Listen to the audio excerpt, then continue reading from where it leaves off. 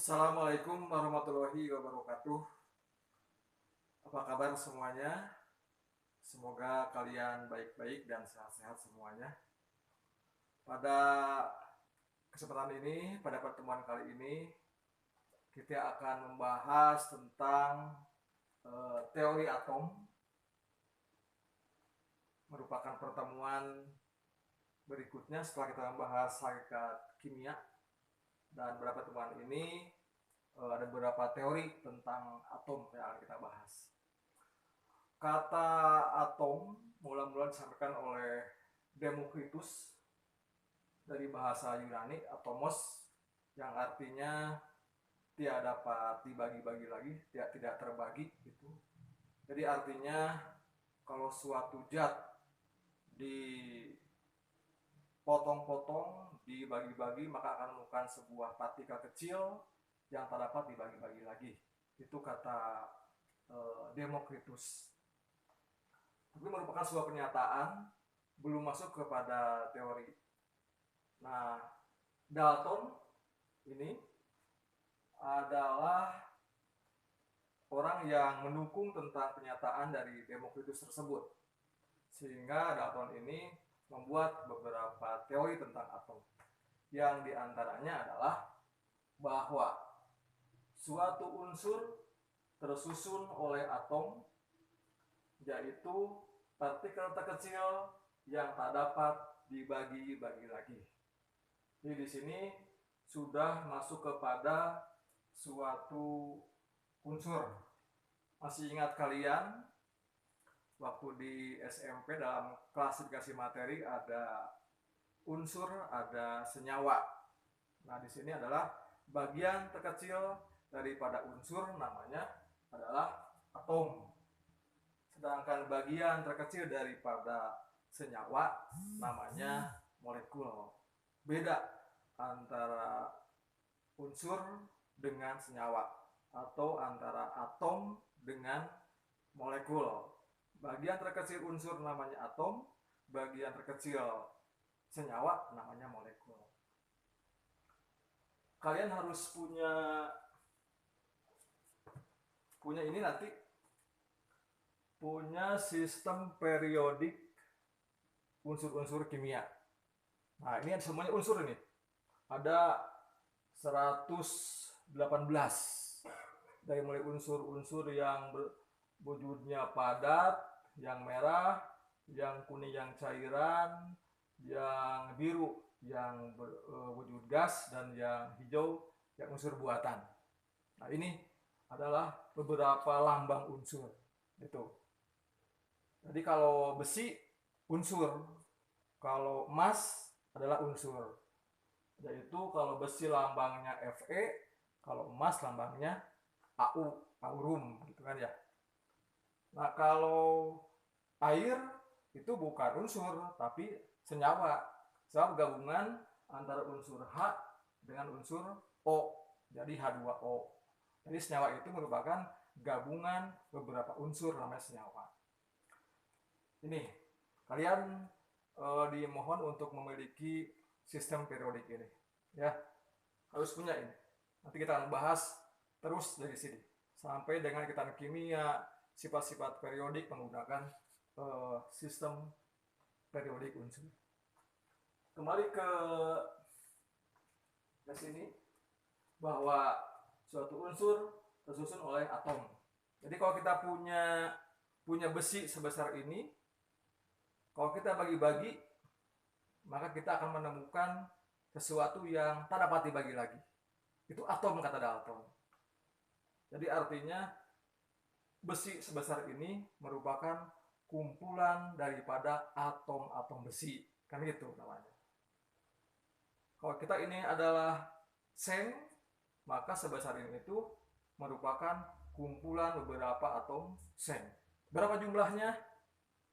Nanti dihitung. Nanti kalian akan menghitung berapa jumlah atom yang akan menyusun misalnya 5 gram emas. Berapa jumlah atom yang menyusun 10 gram besi. Nanti dihitung, ya, seperti itu. pada perhitungan kimia nanti. Sekarang kembali lagi ke masalah tadi bahwa unsur tersusun oleh atom yang tak dapat dibagi-bagi lagi.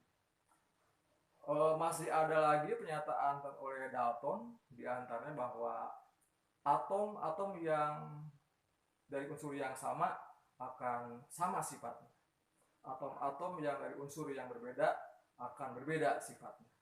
Ya, jadi artinya kalau ini besi, maka atom-atom penyusun besi ini atom-atomnya akan sama sifatnya.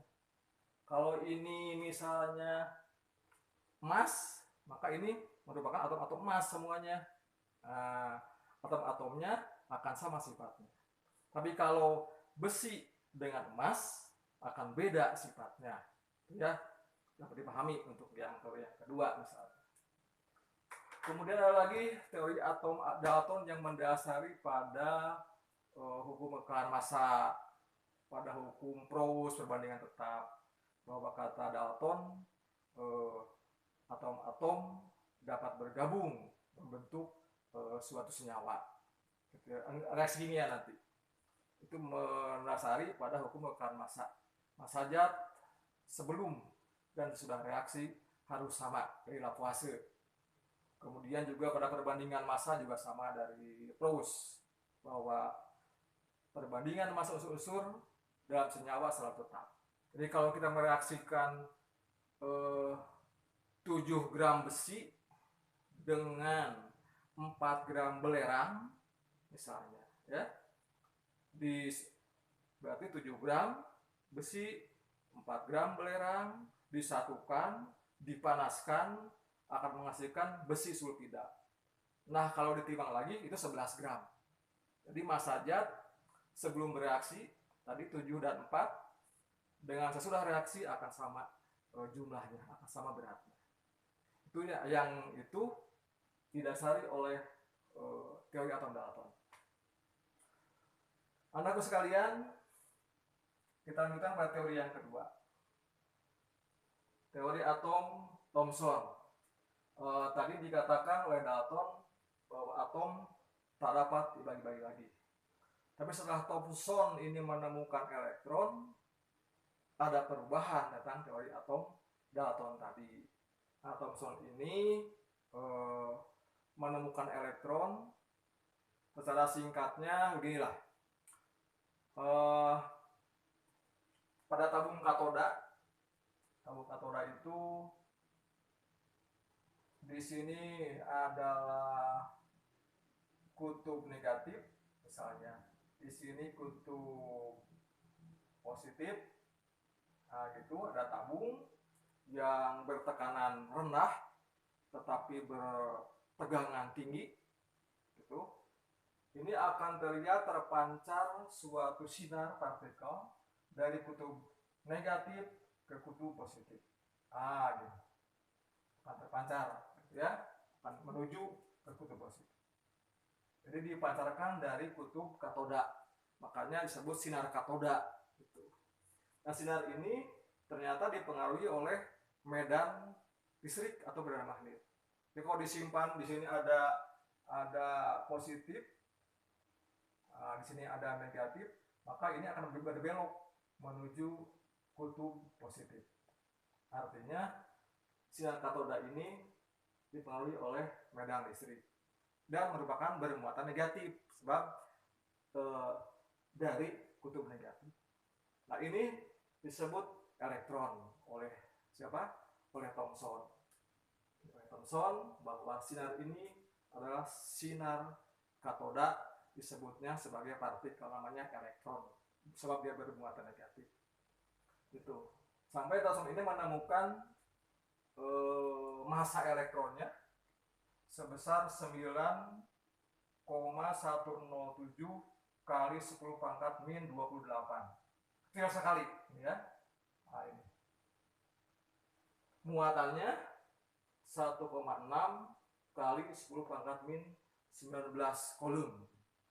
Kenapa pakai tanda min di depannya? Sebab ini elektron ini tadi dikatakan sebagai bermuatan negatif sebab keluarnya dari kutub katoda ini yang negatif itu.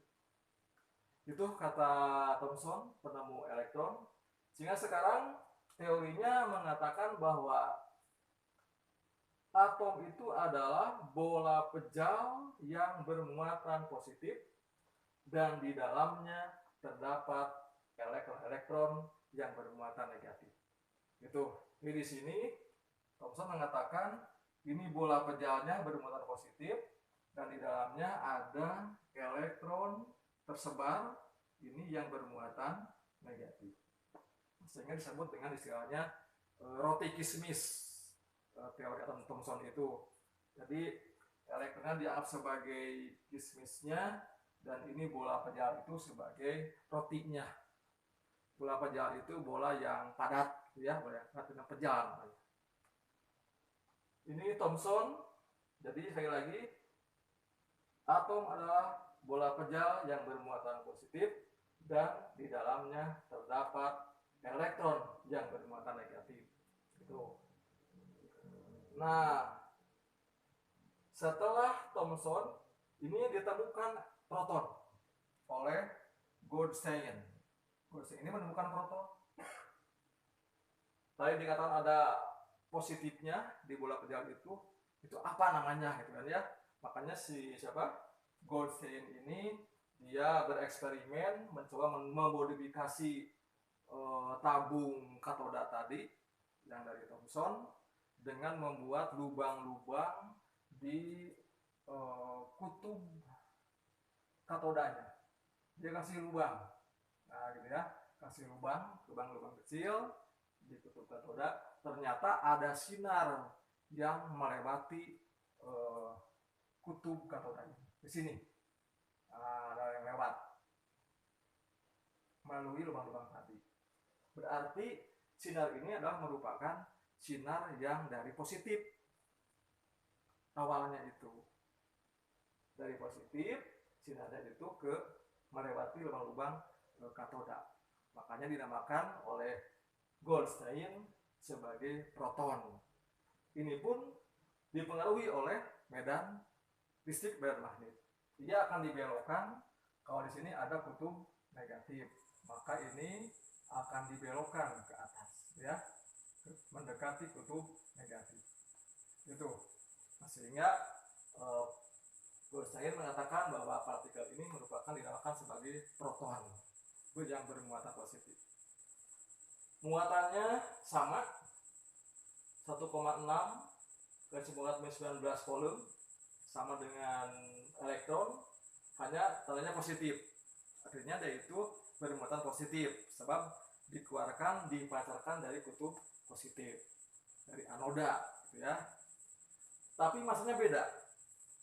Massa proton itu 1,673 kali 10 pangkat min 24. Nah ini min 24. Sedangkan massa elektron 10 pangkat min 28 gram. Jadi jauh bedanya. Min 24 gram, ini min 28. Jadi ada 10 pangkat 4 perbedaannya. Kalau dibikin, jadi 1 berbanding 10.000. Jadi besar sekali antara massa proton dengan massa elektron. Kalau misalkan massa elektron dibuat 1 gram, maka massa protonnya menjadi 10.000 gram. Berarti 10 kilo, gitu ya. Hanya besar sekali. Jadi massa proton jauh lebih besar daripada massa elektron, gitu ya. 1 berbanding 10 pangkat min 10 pangkat 4. 1 banding 10.000. Gitu. Kalau dibandingkan. Nah, makanya sekarang setelah adanya penemuan proton ini, pasti sebagai positifnya adalah proton namanya. Itu. Nah, di sini selanjutnya masuk kepada teori yang ketiga, yaitu teori atom Rutherford. Rutherford ini penemu inti atom. Dia yang menemukan inti atom. Dengan percobaannya, Rutherford itu mencoba menembak lempeng emas yang tipis oleh partikel alfa. Kalau sini ada lempeng emas yang tipis, ya. masih yang tipis. Misalnya di sini ada partikel alfa. Nah, gitu. Alfa itu bermuatan positif. Alfa itu tembakan ke lempeng emas. Nanti sana kan ada atom-atom kumpulan atom di emas itu. Atom kecil itu merupakan kumpulan atom emas. Nah, ternyata sinar alfa ini saat ditembakkan ke dalam emas yang tipis ini, maka ternyata ada tiga sinar yang terjadi. Pertama, ada sinar yang paling banyak yang tembus ke sini lurus. Nah, ini paling banyak yang tembus lurus. Maka Rutherford menyimpulkan bahwa atom itu terdapat ruangan yang kosong. Gitu. Sebab ini partikel alfa nembus ke sana lebih banyak. Tetapi ada lagi yang dibelokkan. Nah, ada partikel alfa yang dibelokkan. Sini misalnya dibelokkan. Atau ke sebelah atas boleh dibelokkan. Ini artinya dikarenakan alfa ini bermuatan positif, berarti akan mendekati elektron, tertarik oleh elektron. Artinya setelah ada ruang kosong, nanti ada elektron di sana. Ada elektron di sini. Elektron yang berputar mengelilingi inti atom. Ya. Bahkan ada partikel alfa yang dipantulkan kembali. Ini artinya bahwa di sana ada inti atom. Ada inti atom yang bermuatan positif. Sebab alfanya positif, ketemu dengan inti atom positif akan dipantulkan.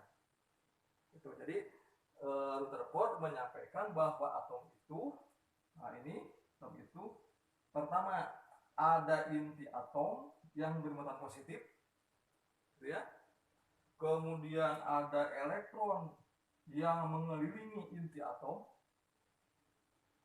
dan ada ruangan yang kosong, gitu. Ada ruang kosong. Bahkan jarak dari inti ke elektron ini jauh sekali. Itu kalau intinya itu 1, ini berbanding dengan ke elektron jauh 10⁻³ Jadi kata ibarat menyimpan kelereng di tengah-tengah lapang sepak bola. Nah, intinya adalah kelerengnya, maka elektronnya berputar di sekeliling lapang sepak bola. Jadi ruang kosongnya jauh sekali. Makanya sinarnya pun banyak yang ditembuskan di sana. Itu konsep daripada Rutherford. Jadi atom itu kata Rutherford adalah ada inti atom, nukleus namanya, yang bermuatan positif. Kemudian ada ruangan kosong yang jauh sekali, dan ada elektron yang mengelilingi inti atom tersebut. Itu konsep daripada Rutherford. Selanjutnya, anakku sekalian, nah ini ada lagi penemu neutron, di mana konsep ini dasari pada bahwa ternyata massa atom itu tidak sesuai dengan jumlah proton yang dimiliki oleh atom tersebut, lebih besar, gitu. Itu dari sana mulai itu, bahwa massa atom itu tidak sama dengan jumlah proton yang dimiliki oleh atom itu. Pasti ada partikel lain yang punya massa. Itu sebagai dugaannya. Nah, di sini Hedwig mencoba mengadakan percobaan dengan cara menembak atom berilium oleh partikel alfa sama. Jadi tembak oleh partikel alfa, berilium ini alfa di sini, ternyata di sini akan dipancarkan dari berilium itu partikel-partikel yang daya tembusnya tinggi, ya, dikarenakan partikel ini tidak bermuatan, tidak dipengaruhi oleh medan listrik atau medan magnet. Itu simbolnya. Makanya pasti ini adalah partikel yang tidak bermuatan. Ini dia sebut sebagai neutron. Itu makanya di dalam inti atom sekarang sudah dua partikel, yaitu ada proton yang muatan positif dan ada neutron yang tidak bermuatan. Jadi kenapa massa atom lebih besar daripada jumlah proton? Sebab di sini ada neutron di dalamnya.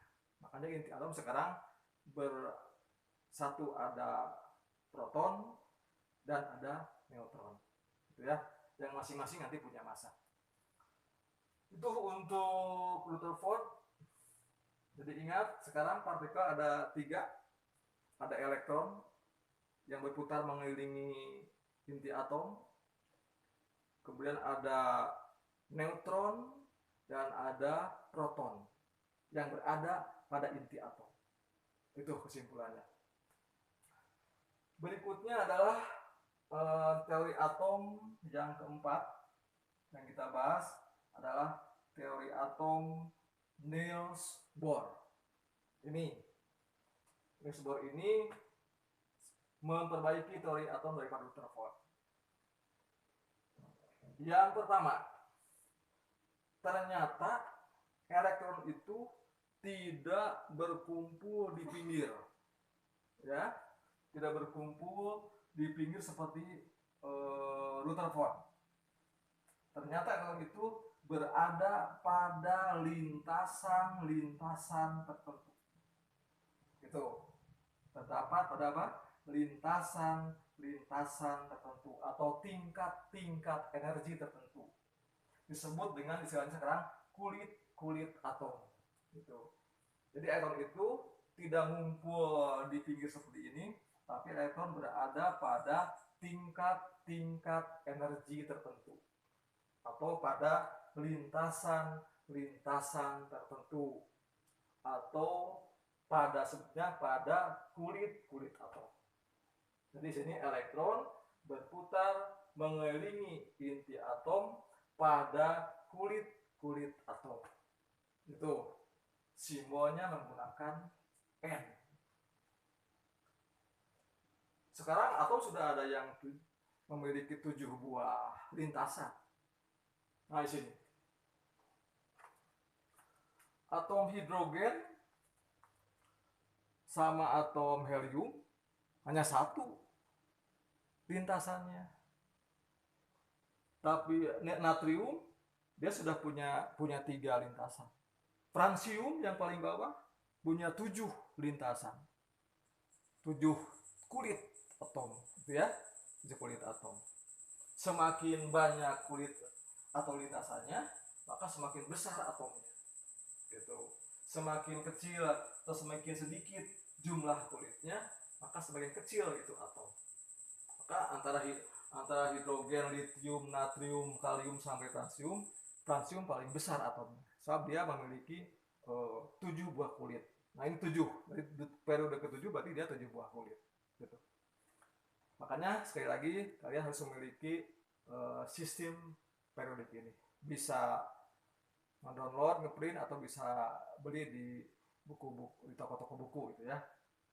Pokoknya harus ada ini. Nah, di sini ini saya contohkan. Ini yang kulit yang pertama atau tingkat energi yang pertama, atau N sama dengan 1. Kulit K namanya. Kemudian ada lintasan yang kedua atau kulit yang kedua, N sama dengan 2, disebut sebagai kulit L, simbolnya pakai L. Ada lagi ini yang ketiga atau N sama dengan 3, ini kulit M. Dan ini adalah yang keempat, N sama dengan 4 atau kulit N. Masing-masing tingkat energi, masing-masing kulit berbeda jumlah elektron yang mengisinya. Ingat ya, di masing-masing lintasan berbeda jumlah elektron yang mengisinya. Kulit yang pertama atau N sama dengan 1, kulit K, ini hanya boleh diisi oleh 2 elektron. Kemudian kulit N sama dengan 2 atau kulit L, lintasan yang kedua, itu hanya boleh maksimal diisi oleh 8 elektron. Selanjutnya, kulit N sama dengan 3 atau kulit M atau lintasan yang ketiga, itu maksimal hanya boleh diisi dengan 18 elektron. Kulit N misalnya yang keempat ini, tingkat energi yang keempat, itu maksimal diisi oleh 32 elektron. Nah, ini rumusnya kalau memakai rumus adalah 2N pangkat 2. 2N pangkat 2. Jadi kalau N-nya sama dengan 2, maka 2 pangkat 2 4 kali 2 8. Ya. Kulit N sama dengan 3, berarti 3 pangkat 2 adalah 9, kalikan 2 di depan berarti 18. Itu kalau ingin menghitung secara mudah, ya. Jadi ingat, masing-masing kulit atom, masing-masing lintasan memiliki jumlah elektron yang berbeda. Itu untuk siapa?